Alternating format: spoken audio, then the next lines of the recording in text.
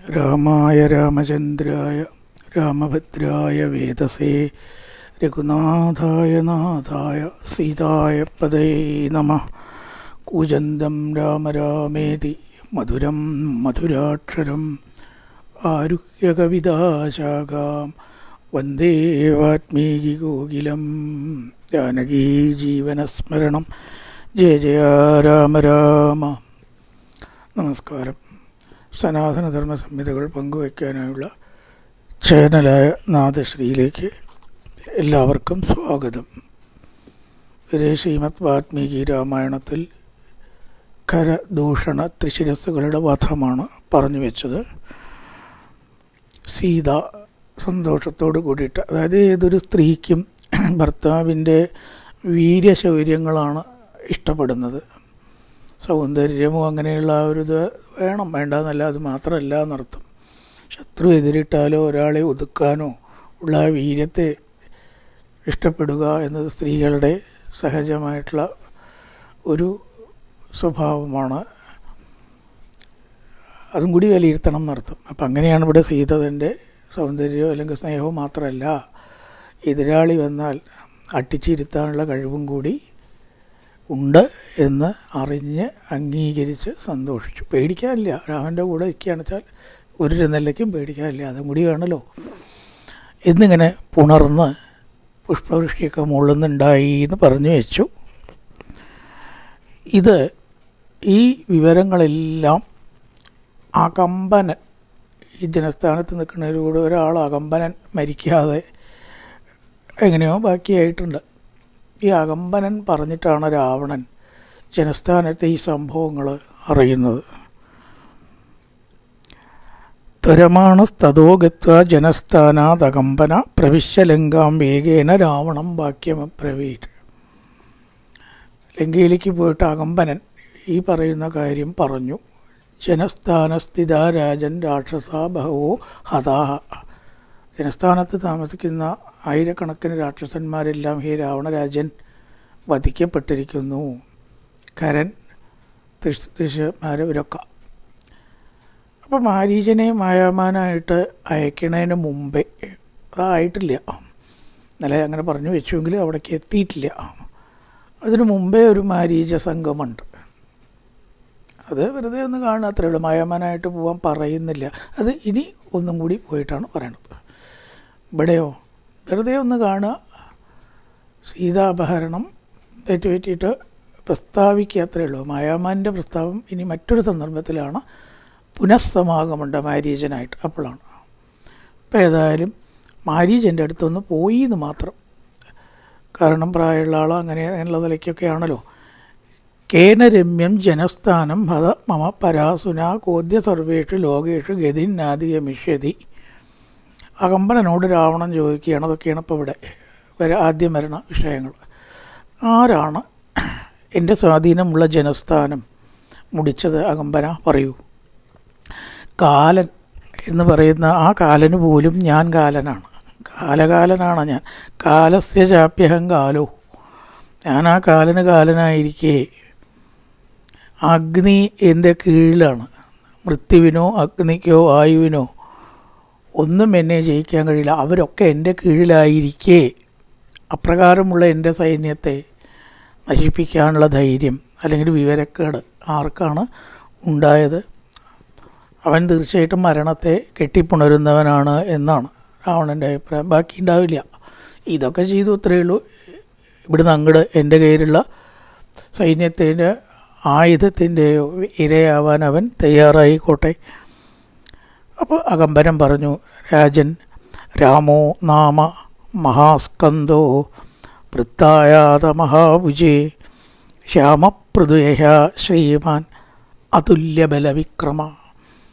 അകമ്പനന് മനസ്സിലായിട്ടുണ്ട്, രാമൻ ഉപായക്കാരനല്ല, അതുല്യബലവിക്രമനായിരിക്കുന്ന ദശരഥപുത്രനായിരിക്കുന്ന രാമനാണ് ഹേ രാജൻ അങ്ങയുടെ സൈന്യങ്ങളെ വധിച്ചിരിക്കുന്നത്. അവൻ ഉപായശക്തി ഉള്ള ആളല്ല എന്ന് പറയുകയാണ്. നല്ല പരാക്രമമുണ്ട്. അകമ്പനവചശ്രുത്വ രാവണോ രാക്ഷസാധിപ നാഗേന്ദ്ര ഇവ നിശ്വസൈതം വചനമബ്രവീൽ. ഈ പാമ്പുകളൊക്കെ ദേഷ്യമെന്നാൽ അത്ര ഈ സീൽക്കാരം പുറപ്പെടുവിക്കുക, ശൂശു എന്ന് പറഞ്ഞ് ഊതി പടം വരുത്തുക. ദേഷ്യം വരുമ്പോൾ പിന്നെ ഭയം വരുമ്പോൾ രണ്ട് സമയത്തുണ്ടാവും എന്നാണ് അതിനെപ്പറ്റി അറിയണവർ പറഞ്ഞു. എന്തായാലും പേടിച്ച് ഊതും, നമ്മളെ പേടിപ്പിക്കാനത്. അതുപോലെ നിശ്വസന്തം നാഗേന്ദ്ര ഇവ നിശ്വസ്യ, നെടുവീർപ്പിട്ട് അത്യധികം കോപത്തോട് കൂടിയിട്ട് ആ രാമൻ ഒറ്റയ്ക്കാണോ അകമ്പന, അതോ ദേവേന്ദ്രൻ ദേവന്മാരുടെ സപ്പോർട്ട് പിന്തുണ ഉണ്ടോ എന്ന് ചോദിക്കുകയാണ്. അങ്ങനെയാണെങ്കിൽ ലേശം കൂടി സന്നാഹം ഇടും. കാരണം ഇന്ദ്രൻ ശക്തനാണ്, സൈന്യങ്ങളുണ്ട്. പൊതുവേ തനിക്ക് ശത്രുക്കൾ ദേവന്മാരാവും. മാത്രമല്ല ഒരു മനുഷ്യൻ മാത്രം എന്നെ എതിർക്കാൻ പോരല്ലോ എന്നാണ് രാവണൻ വിചാരിച്ചത്. അവന് പോരാഞ്ഞിട്ടല്ല. അതുകൊണ്ട് ഇന്ദ്രൻ്റെ സഹായം അല്ലെങ്കിൽ ദേവന്മാരുടെ മൊത്തത്തിലുള്ള സഹായം ഈ രാമന് ഉണ്ടോ? ഇന്ദ്രസഹിതനായിട്ടാണോ വന്നത്? സുരേന്ദ്രേണ സംയുക്തോ. അപ്പം അതിനനുസരിച്ച് ഒരുങ്ങണമല്ലോ. കാരണം അദ്ദേഹത്തിൻ്റെ വജ്രായുധം കുറേയും കൂടി കേമായിട്ടുള്ള ദേവസൈന്യങ്ങളൊക്കെ ഉണ്ടോ? അപ്പോൾ നാഗമ്പരമനെ അതൊന്നുമില്ല, ആരുമില്ല, അത് അങ്ങ് ശങ്കിക്കേണ്ടതില്ല എന്ന് പറയണം. രാമോ നാമ മഹാതേജ, വളരെ ശ്രേഷ്ഠനും തേജസ്വിയും ആയിരിക്കുന്ന ആളാണ് രാമൻ. ഇന്ദ്രൻ കൂടെ ഇല്ല, അതുകൊണ്ട് അത് ശങ്കിക്കേണ്ടതില്ല എന്ന് പറയുകയാണ്. ആ ഒരു സംഗതി ശങ്കിക്കേണ്ട ആവശ്യം ഇല്ല.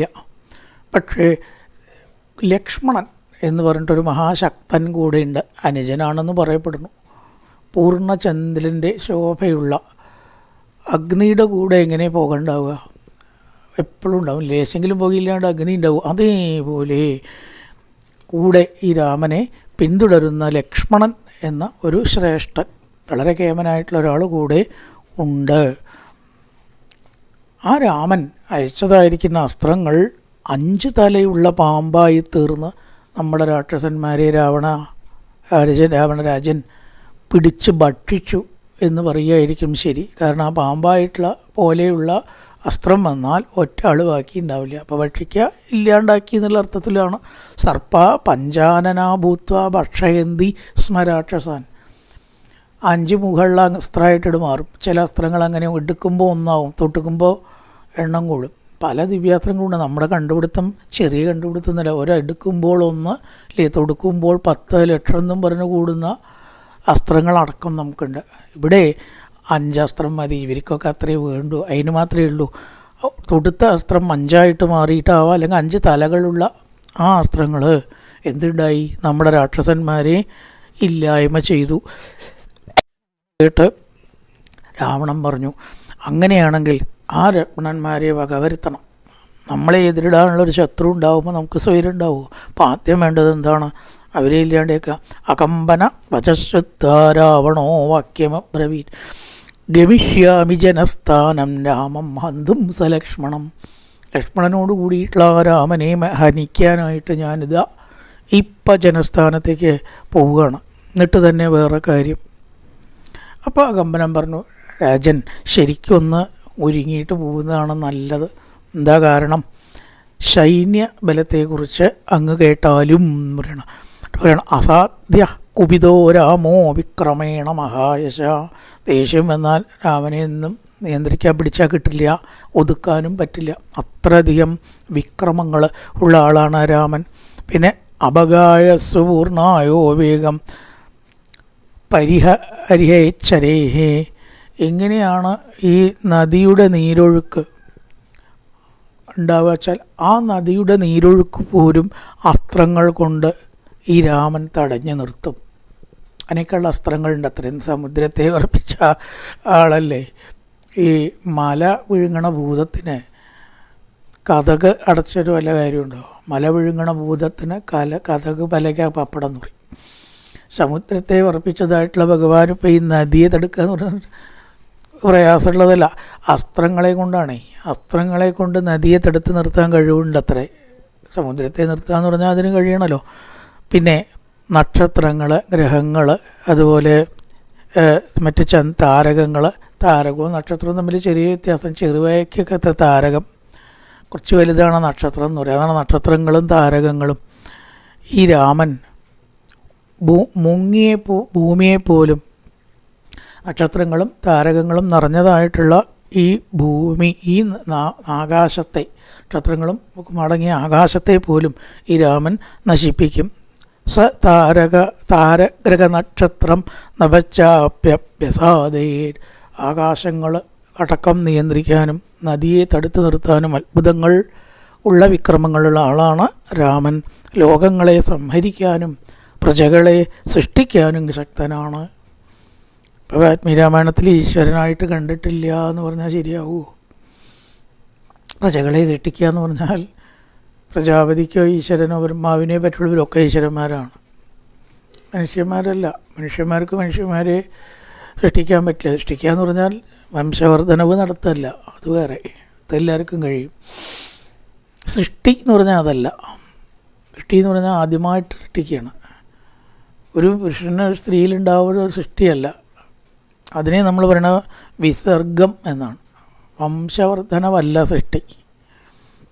ആ സൃഷ്ടി ആർക്കേ പറ്റൂ? ഭഗവാന് മാത്രമേ പറ്റൂ. അപ്പം രാമനെ അങ്ങനെ മനസ്സിലാക്കിയിട്ടുള്ള പ്രസ്താവങ്ങൾ ഇതാ വാൽമീകി രാമായണത്തിൽ അകമ്പനിൽ കൂടിയിട്ടും നമുക്ക് കാണാം. പ്രജകളെ സൃഷ്ടിക്കുക, ലോകത്തെ സംഹരിക്കുക. ആർക്കെങ്കിലും പറ്റുമോ? അതുകൊണ്ട് ആ രാമൻ സാധാരണക്കാരനല്ല. വെല്ലാനായിട്ട് കഴിയും എന്ന് എനിക്ക് അത്ര വേഗം വെല്ലാൻ കഴിയും തോന്നുന്നു. രാക്ഷസാം വാപി ലോകേന സ്വർഗം പ്രാപഞ്ചനേരിവ. ഈ സ്വർഗം പാപികൾക്ക് കിട്ടുമോ? അധർമ്മിഷ്ഠന്മാർക്കും ദുഷ്ടന്മാർക്കും ഒരു കാലത്തും എത്തിച്ചേരാൻ പറ്റാത്ത സ്ഥലത്രേ സ്വർഗം. ആർക്ക് കിട്ടും? ധർമ്മിഷ്ഠന്മാർക്കും നല്ല കാര്യങ്ങൾ അനുഷ്ഠിക്കുന്നവർക്കും കിട്ടുന്നതാണ് അല്ലേ? അപ്പം അതേപോലെ ഉപമയാണ് ഇവിടെ. ഏത് പ്രകാരം ദുഷ്ടന്മാർക്ക് സ്വർഗം കിട്ടില്ലയോ അതുപോലെ രാമനെ ജയിക്കാൻ അത്ര വേഗം ഒരാൾക്ക് സാധിക്കുന്നെങ്കിൽ തോന്നില്ല. ഇവിടെ പറയണ നദം ബദ്ധ്യാമകം ദേവന്മാർ, അസുരന്മാർ, ഗന്ധർവന്മാർ ഇവരൊക്കെ ചേർന്നാലും ആ രാമനെ വധിക്കാൻ പറ്റുമെന്നെനിക്ക് തോന്നുന്നില്ല. ഞാൻ പറയുന്നത് ശ്രദ്ധയോടുകൂടിയിട്ട് അങ്ങ് കേൾക്കണം. പോവുകയാണെച്ചാൽ അതിനുള്ള സന്നാഹം വേണം എന്നർത്ഥം. അത് പറയണ ഭാര്യ തസ്യോത്തമാലോകേ സീതാ നാമസ്സു മധ്യമാ. സീത എന്ന് പറഞ്ഞിട്ടൊരു അതിസുന്ദരിയായിട്ട് വിശിഷ്ടമായിട്ടുള്ളൊരു സ്ത്രീ, ലക്ഷ്മി ദേവിക്ക് ഉത്തമൻ, രത്നഭൂഷിത. ഇത്രയധികം സ്ത്രീരത്നം എന്നുള്ള അർത്ഥത്തിലാണ്. രത്നങ്ങൾ അണിഞ്ഞിട്ടുണ്ട് എന്നുള്ള അർത്ഥത്തിലാണ് സ്ത്രീയെ രത്നം എന്ന് പറയുമ്പോണ്ട്. അപ്പം സ്ത്രീരത്നമായിട്ട് ഒരു സീത എന്ന് പറഞ്ഞൊരു സ്ത്രീ പത്നിയായിട്ട് രാമൻ്റെ കൂടെയുണ്ട്. ദേവനാരികളിലോ ഗന്ധർവകളിലോ അപ്സരസ്സുകളിലോ ദേവസ്ത്രീകളിലോ ഇവൾക്കൊത്തൊരു പെണ്ണിനെ ഞാനോ ഞങ്ങളോ കണ്ടിട്ടില്ല. എങ്ങനെ ഇങ്ങനൊരു സ്ത്രീയെ കിട്ടിയത് എന്ന് ഞങ്ങൾക്കറിയില്ല. ഇത് കേട്ടപ്പോഴേക്കും രാവണൻ്റെ മനസ്സ് സീതയിൽ വന്നു. ആ വലിയ വനത്തിൽ വലച്ച് അകമ്പനൻ ഉപദേശിക്കണം. മന്ത്രിയുടെ ദുരുപദേശം കേട്ടിട്ടാണ് കുഴപ്പങ്ങൾ ഉണ്ടാവണത്. രാവണൻ എന്നെ പൊതുവേ അതുണ്ട്, അതിനെ പ്രോത്സാഹിപ്പിക്കുകയും ചെയ്തു. ഒരു കാര്യം ചെയ്യുകയാണ് നല്ലത്, ആ സീതയെ അങ്ങും അപഹരിച്ചു കൊടുന്നോളൂ. അങ്ങേക്കിപ്പോൾ എല്ലാവിധ കാര്യങ്ങളും ഉണ്ട്. കുബേരനെ ജയിച്ചിട്ടുണ്ട്, അവരെ ജയിച്ചിട്ടുണ്ട്, ആ രത്നമുണ്ട്, ഈ രത്നമുണ്ട്, പലതും ഉണ്ട് രാവണൻ്റെ കൊട്ടാരത്തിൽ. ഈ സ്ത്രീരത്നം കൂടി അങ്ങോട്ട് ആയാൽ അല്ലേ? ദേവി മഹാത്മ്യത്തിൽ ദേവിയെക്കുറിച്ച് പറയുന്നതും ഇങ്ങനെ തന്നെയാണ്. ശുംഭന്മാരോടൊക്കെ ആ സ്ത്രീരത്നമായിട്ടുള്ള ദേവി ഉണ്ടെങ്കിൽ പാമ്പാണെന്ന് അറിയണില്ല. അങ്ങയുടെ കൊട്ടാരം കുറേയും കൂടി ശോഭിക്കുന്നു. പിന്നെ എന്തുണ്ടായി? സ്വയം മരിച്ചു. അതന്നെ ഇവിടെയും ആലോചിച്ചതിന് ശേഷം ആ സ്ത്രീരത്നം കൂടി ഇവിടെ ഉണ്ടെങ്കിൽ അങ്ങക്ക് നല്ല ശോഭ, ഒന്നും കൂടി സ്വർണത്തിന് സുഗന്ധം ഉണ്ടായ പോലെ ആവും എന്നൊക്കെ ഒരു പറഞ്ഞു. അരോചയതദ്വാക്യം എന്നാവണോ രാക്ഷസാധിപ. രാമൻ്റെ മഹത്വം കേട്ടിട്ടൊന്നും രാവണന് ഒട്ടും തന്നെ ഇതില്ല. പക്ഷേ സീതയെ പറ്റി പറഞ്ഞത് വളരെ ഇഷ്ടപ്പെട്ടു. സീതയെ കൊണ്ടുവരണം എന്ന് പറഞ്ഞത് വളരെ ഇഷ്ടപ്പെട്ടു. ഞാൻ ഒറ്റയ്ക്ക് മതിയിലോ അകമ്പന, എന്തിനാ സൈന്യമൊക്കെ? ബാടങ്കാല്യം ഗമിഷ്യാമി ഏക ശാരദിനാഥ. ആ തേരിൽ ഞാൻ ഒറ്റയ്ക്ക് പോയിട്ട് സീതയെ കൊണ്ടുവരണം. ഇതിപ്പോൾ വലിയ പ്രശ്നമുള്ള കാര്യമൊന്നുമല്ല. ആ രാമനെ എതിർക്കട്ടെ, എത്രത്തോളമൊക്കെ ഉണ്ടാവും. എന്നോട് എതിർക്കാനുള്ള കഴിവ് കാരണം ആരൊക്കെ ഉണ്ട്? ഞാൻ ജയിച്ചിട്ടുള്ള ആൾക്കാർ. എന്നിട്ടാണോ രാമൻ കോവർ കഴുതയുടെ കെട്ടിയ തേരിലാത്രേ രാവണൻ പുറപ്പെട്ടത്. അതൊക്കെ കുറച്ച് അതമാണ്. ഈ കഴുത വലിക്കണ തേര് രാക്ഷസന്മാർക്ക് അങ്ങനെ ശക്തന്മാരുണ്ട് കേട്ടോ. കഴുത നല്ല ശക്തിയുള്ള കഴുതകളുണ്ട്. അവർ വലിക്കുന്നത് ആ തേരിൽ കയറി അങ്ങനെ പുറപ്പെട്ടു. അപ്പം നേരെ സീതയുടെ അടുത്തേക്ക് അല്ല കേട്ടോ പോണത്, മാരീചൻ്റെ അടുത്തേക്ക് ഒന്നങ്ങനെ പോവുകയാണ്. മാനായിട്ട് പോകാൻ പറയാനല്ല, അത് വേറൊരു ഘട്ടത്തിലാണ് വരുന്നത്. ഒന്ന് ഈ വിവരങ്ങളൊക്കെ പറയാൻ വേണ്ടിയിട്ട് പോവുകയാണ്. മാരീചൻ അങ്ങനെ പ്രധാനപ്പെട്ട ഒരു പ്രായമുള്ള ആളാണ്, മഹാമാതാമഹനാണ്. എന്തുണ്ടായാലും പ്രധാന കാര്യങ്ങൾ മാരീചനോടൊന്ന് അറിയിക്കും രാവണൻ. അങ്ങനെ സ്വഭാവത്തിലാണ്. മാരീചൻ്റെ ഗൃഹത്തിൽ വെച്ച് ആശ്രമത്തിൽ അങ്ങനെ കണ്ടു. മാരീചനെ പോയിട്ട് മാരീചാശ്രമം പ്രാപ്യ താടകേയം ഉഭാഗമൽ. താടകേയൻ്റെ പുത്രൻ, താടകൻ്റെ മകനാണല്ലോ ഒരു മാരീചൻ. അവിടേക്ക് എങ്ങനെ പോയി ഈ കാര്യങ്ങളൊക്കെയാണ് പറഞ്ഞു. ഇപ്പം മാരീചനോട് ഈ കേട്ടു, രാജാവേ രാക്ഷസേശ്വര, എന്താണ് അങ്ങിപ്പോൾ എഴുന്നള്ളാനുള്ള കാരണം? എല്ലാവർക്കും സുഖം തന്നെയല്ലേ? കുശല പ്രശ്നം ആദ്യം വേണമല്ലോ ആര് വന്നാലും. എന്താണ് ഇങ്ങോട്ട് ഇപ്പോൾ വരാനുള്ള കാരണം എന്ന് എനിക്കിങ്ങനെ ആശങ്ക. രാജാവൊക്കെ അങ്ങനെ ഒരു വീട്ടിൽ വരാൻ വെറുതെ അങ്ങനെ വരില്ലല്ലോ. അപ്പോൾ എന്താണ് വരാനുള്ള പ്രത്യേക വല്ല കാരണവും ഉണ്ടോ എന്നങ്ങനെ ചോദിക്കുകയാണ്. തേജസ്സായിട്ടുള്ള മാരീചൻ കുറച്ച് ഉപാസനയും കാര്യങ്ങളൊക്കെ ഉണ്ട്. എന്തോ ഇങ്ങനെ ഒരു ഗതികേടിൽ താടകാപുത്രനായി എന്ന് മാത്രമല്ല രാമഭക്തനുമാണ്. തതപ്പശ്ചാദിതം വാക്യം അബ്രവീൻ വാക്യകോവിത ആരക്ഷോ മമ ഹസ്താദ രാവണോ ക്ലിഷ്ടകർമ്മണ. അപ്പം പറഞ്ഞു, ഹേ മാരീച മഹാമാതാമഹ, ഒരു കാര്യം പറയാനുണ്ട്, അതിനെന്നെയാണ് ഞാൻ വന്നത്. അതെന്താണ്? ജനസ്ഥാനം മുഴുവനും നശിപ്പിക്കപ്പെട്ടിരിക്കുന്നു. അത് മനുഷ്യനായിട്ടുള്ള രാമനാണ് എന്നതാണ് അത്ഭുതം. ഒരു മനുഷ്യന് ഇത്രയൊക്കെ ശക്തി ഉണ്ടാവുമോ എന്ന് ഞാൻ അത്ഭുതപ്പെട്ടു. എന്തായാലും നമ്മുടെ ജനസ്ഥാനം മുഴുവനെ രാക്ഷസന്മാർ 14,000 വധിക്കപ്പെട്ടു. അകമ്പനൻ മാത്രമാണ് ബാക്കിയുള്ളത് എന്നിങ്ങനെ പറഞ്ഞു. അപ്പോൾ ഏത് ശത്രുവാണ്?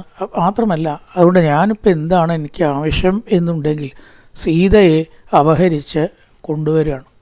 അതിന് വേണ്ടതായിട്ടുള്ള സഹായം നീയും കൂടി ചെയ്യണം. കൂട്ടുപിടിക്കാനാണ് ആദ്യം വന്നത്. സീതയെ അപഹരിച്ച് കൊണ്ടുവരണം. വളരെ സുന്ദരിയായിട്ടുള്ള പത്നിയായിട്ട് അങ്ങനെ രാമൻ സുഖിക്കേണ്ട. മാത്രമല്ല, നമ്മളെ ഉപദ്രവിച്ചതാണ്. ഇത്രയും രാക്ഷസന്മാരെ ഇല്ലാണ്ടാക്കിയതിന് ഞാൻ ചെയ്യണത് രാമൻ്റെ പത്നിയെ അപഹരിക്കുക. അതിന് അങ്ങ് സഹായം ചെയ്യണം എന്ന് പറയുകയാണ്. തസ്യമേ കുരു സാജീവ്യം തസ്യ ഭാര്യാപഹാരണേ. ആ ഭാര്യയെ അപഹരിക്കാനുള്ളതായ അങ്ങയുടെ കൂട്ട് എനിക്ക് ഉണ്ടാവണം. കേട്ടപ്പോൾ തന്നെ പണ്ട് മാരീചനും സുബാഹുവും കൂടിയിട്ട് വിശ്വാമിത്രൻ്റെ കൂടെ രാമലക്ഷ്മണന്മാരുള്ളപ്പോൾ മുടക്കാൻ പോയപ്പോൾ ഒരസ്ത്രം കൊണ്ട് ഈ മാരീചനെ സമുദ്രത്തിലേക്ക് എറിഞ്ഞിട്ടുണ്ട് രാമൻ. മരിച്ചില്ല എന്ന ഭാഗ്യം കൊണ്ട്. ആ ഏറ് ഒരിക്കലും ജീവിതകാലമുള്ളിടത്തോളം മാരീചൻ മറക്കില്ല. സുബാഹുവിനെ വധിച്ചു, മാരീചനെ വധിച്ചില്ല. രാജരത്നരമണീരഥാധികം, രാജൻ രത്നൻ രമണി, ഇതൊക്കെ കേൾക്കുമ്പോൾ എനിക്ക് പേടിയാണ്. രാ എന്നുള്ള അക്ഷരം കേട്ടാ രാവണ എനിക്ക് പേടിയാണ് എന്നാണ്. ആഖ്യാത കേന സീതാസ മിത്രരൂപേണ ശത്രുണ. അങ്ങയുടെ മിത്രമാണ് എന്ന് പറഞ്ഞ് ഏതൊരു ശത്രുവാണ് അങ്ങയ്ക്ക് ഈ വഴി ഉപദേശിച്ച് തന്നത്? തീർച്ചയായിട്ടും അവൻ അങ്ങയുടെ മിത്രമല്ല, നിൻ്റെ മിത്രമല്ല രാവണ, ശത്രുവാണ്. ഈ കുലം മുഴുവൻ നശിക്കാനുള്ള മാർഗമാണ് അവൻ പറഞ്ഞു തന്നത്. വേണച്ചാൽ മനസ്സിലാക്കിക്കോളൂ, ഞാൻ അങ്ങയോട് പറഞ്ഞു.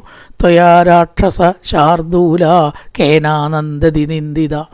ഈ നിന്ദ്യമായിട്ടുള്ള ഉപായം, വഴി, മാർഗം, പ്രവൃത്തി ആരാണ് അങ്ങേക്ക് ഉപദേശിച്ചു തന്നത്? ആ രാക്ഷസവംശം മുഴുവൻ നശിപ്പിക്കണം എന്നാഗ്രഹിക്കുന്ന ഒരാളല്ലാതെ രാമപത്നിയെ അപഹരിക്കാൻ പറയില്ല, മനസ്സിലാക്കിക്കോളൂ. പാമ്പിൻ്റെ വിഷപ്പല്ല് പറിച്ചാൽ പിന്നെ അതിനെ എന്തിനെങ്കിലും കൊള്ളൂ. അതുപോലെ രാവണ, നിൻ്റെ സർവശക്തിയും ചോർത്തുന്ന, നീ നിന്നെ അല്ലാണ്ടാക്കണം, നീ ഒന്നും അല്ലാണ്ടാക്കുന്ന പ്രവൃത്തി, ആ ഫലം അവിടേക്ക് എത്തിക്കാനാണ് ഇതെല്ലാം പറഞ്ഞത്. ആശീ വിഷമുഖാൽ ദംഷ്ട്രം ഉദ്ധർത്തം ജയച്ചതി ത്വയാ. വിഷപ്പല്ല് പറിക്കപ്പെട്ട പാമ്പിനെ പോലും ഒന്നിനും കൊള്ളാത്ത ഒരാളായി മാറി ലങ്കാനാശം ലക്ഷ്യം വെച്ച് നിന്നോട് പറഞ്ഞതാണ്. വിശുദ്ധ വംശാഭിജനാഗ്രഹസ്ഥ തേജോ മത സംസ്ഥിതോർവിഷാണ ഉദീക്ഷിതം രാവണ നേഹയുക്ത സസംയുഗേ രാഘവഗന്ധഹസ്തീ. പറയുകയാണ്, വിശുദ്ധ വംശോദയം, നല്ല വംശം ആകുന്നതായ തുമ്പിക്കൈയും. ആനയായിട്ട് ഉപമിക്കുക രാമനെ. ആനയ്ക്ക് തുമ്പിക്കൈ വേണ്ടേ? ഏതാ തുമ്പിക്കൈയെ? നല്ല വംശം, വംശജനാകുന്ന തുമ്പിക്കൈയെ, തേജസ്സാകുന്ന മതം. ആന ഇപ്പോഴും അടുക്കാൻ പറ്റാണ്ടേ എങ്ങനെയായാല മതം പൊട്ടിയാലാണ് അല്ലേ. മതം പൊട്ടി ആനെ അടുക്കണ്ട കേട്ടോ, മതപ്പാടുണ്ടെന്ന് പറയും. അപ്പം ഇവിടെ ഏതാ തേജസ്, തേജസ്സുള്ളവരോട് അടുക്കാൻ പറ്റില്ല. തേജസ്സാകുന്ന മതവും കൈകളാകുന്ന കൊമ്പുകൾ. മനുഷ്യനാകുമ്പോൾ കൊമ്പുണ്ടാവില്ലല്ലോ, അപ്പോൾ ഇവിടെ കൊമ്പിന് ഉപമിച്ചു. ഏത് കൈകൾ, കൊമ്പുകൊണ്ടാണ്ട് കുത്തിയാലാണ് ശത്രുവിൻ്റെ പണി കഴിയുക. ആനയുടെ കൊമ്പ് ആനയ്ക്ക് ആയുധമാണല്ലോ. അപ്പോൾ ഇവിടെ രാഘവൻ്റെ ആയുധം ഏതാ, തൻ്റെ കൈകളാകുന്ന കൊമ്പുകളുമുള്ള രാഘവനാകുന്ന മത്തഗജത്തെ ഇപ്പോൾ ഈ ലോകത്തിൽ ജീവിച്ചിരിക്കുന്ന ഒരാൾക്കും രാവണ ജയിക്കാനായിട്ട് സാധിക്കില്ല. അവിടെ നീ കളിക്കാൻ പോകുന്നത് തീക്കളിയാണ് എന്ന് പറയുകയാണ്. അതുപോലെ ഒരു വലിയ നരസിംഹത്തെ ഇവിടെ ഉപമിക്കണു. നിശ്ചിത ദംഷ്ട്രകൾ, അതുപോലെ കേമമായിട്ടുള്ള മൃഗങ്ങളെ ഹനിച്ചവനായിരിക്കുന്ന നരസിംഹത്തെ. നരസിംഹം എന്ന് പറഞ്ഞാൽ നരസിംഹത്തിൻ്റെ രൂപമല്ല, മനുഷ്യനാണെങ്കിലും സിംഹത്തിൻ്റെ പരാക്രമമുള്ളവൻ ആ രാമനോട് കളിക്കാൻ പോണ്ട. സുപ്തസ്തയാ ബോധ ഇതും ന യുക്ത, ഉറങ്ങിക്കിടക്കുന്ന നൃസിംഹം എന്നാണ്. വിദഗ്ധോമ്യ അഗഹ നൃസിംഹ, ഉറങ്ങിക്കിടക്കുന്നതായിട്ടുള്ള നൃസിംഹത്തെ ഉറങ്ങിയ വീട്ടിൽ കിടന്നോട്ടെ, അതിനെ ഉണർത്തിയാൽ പിന്നെ എന്താ ഉണ്ടാവുക, ശരാംഗപൂർണോ നിശിതാസിദംഷ്ട്രാം. ആ ഉണർത്തുന്നത് നല്ലതല്ല, അത് നിൻ്റെ സർവനാശത്തിനായിരിക്കും എന്ന് ഞാനിതാ പറയാൻ പോണു. തുടക്കത്തിൽ തന്നെ ഞാൻ പറയാൻ പോവുകയാണ്, നീ പിൻവലിച്ചോ വേണച്ച. ചാപാപഹാരേ ഭുജവേഗപങ്കേ ശരോർമിമാലേ സുമഹാഹവൗഖേ നരാമപാതാളമുഖേ ധിഘോരേ പ്രസ്കന്ദിതും രാക്ഷസരാജയുക്തം. രാക്ഷസരാജ എന്ന് വിളിച്ചിട്ട് പറയുകയാണ്. ഭുജഗവേഗമാകുന്ന ചേറും ശരങ്ങളാകുന്ന തിരമാലകളും വലിയ യുദ്ധം, അതായത് അങ്ങനെയുള്ളതായിട്ട് ഒഴിവാക്കാനുള്ള പാതാളമുഖത്തിലേക്കാണ് നീ ചെന്ന് ചാടേണ്ട. പാതാളത്തിലെത്തിയ എന്താ അവസ്ഥ, അങ്ങോട്ട് കയറാൻ പറ്റില്ല, ഇങ്ങോട്ട് പിന്നെ ഗതിയില്ല. അതുകൊണ്ട് ആ മഹാപാതാളമാകുന്ന രാമനാകുന്ന പാതാളമുഖത്തിലേക്ക് ഉപമിച്ചിട്ടൊക്കെ പറയണം, അനർത്ഥത്തിലേക്ക് നീ ചെന്ന് ചാടണ്ട. തുടക്കത്തിൽ തന്നെ അതിൽ നിന്ന് മാറിയാൽ രാക്ഷസരാജ്യവും നീയും രക്ഷപ്പെടും, നമ്മളൊക്കെ രക്ഷപ്പെടും. അല്ലെങ്കിൽ നമ്മുടെ സർവനാശത്തിലാണത് കലാശിക്കുക. വാനായിട്ട് പോകാനൊന്നും പറഞ്ഞിട്ടില്ല, അതിനുള്ള അവസരം ആരീജൻ കൊടുത്തിട്ടില്ല. എങ്ങനെ പറയണ ഒരാളോട് പിന്നീട് ഒരു അവസരത്തിൽ തീരുമാനം എടുത്തിട്ടത് പറയുകയാണ്. പ്രസീത ലങ്കേശ്വര രാക്ഷസേന്ദ്ര ലങ്കാം പ്രസന്നോ ഭവസാധു ഗച്ഛ ത്വം സ്വേഷു ദാരേഷു രമസ്വ നിത്യം രാമസ്വ ഭാര്യോ രമതാം വനേഷു.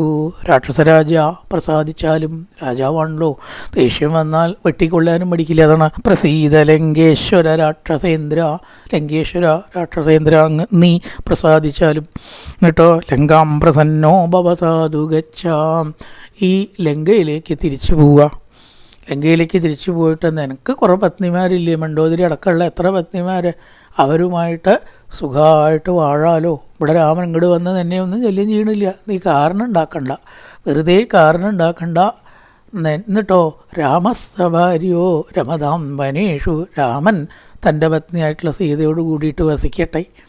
എന്തിനാ അതിൽ തലയിട്ടിട്ട് കുഴപ്പമുണ്ടാക്കാൻ പോണ എന്ന് ആരീശൻ ഉപദേശിച്ചു.